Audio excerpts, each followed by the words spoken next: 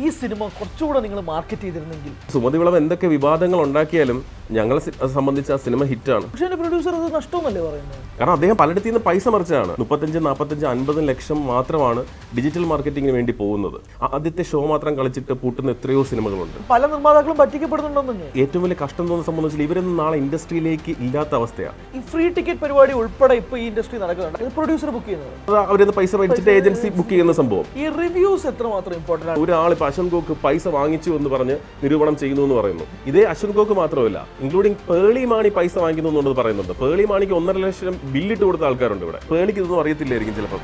അശ്വന്ത് ഗോക്ക് ഒരു മനുഷ്യനല്ലേ, റോബോട്ടൊന്നും അല്ലല്ലോ. ഒരു സിനിമയെ കൊല്ലാൻ വേണ്ടിയിരിക്കുന്ന ഒരുത്തരൊന്നും അല്ലല്ലോ.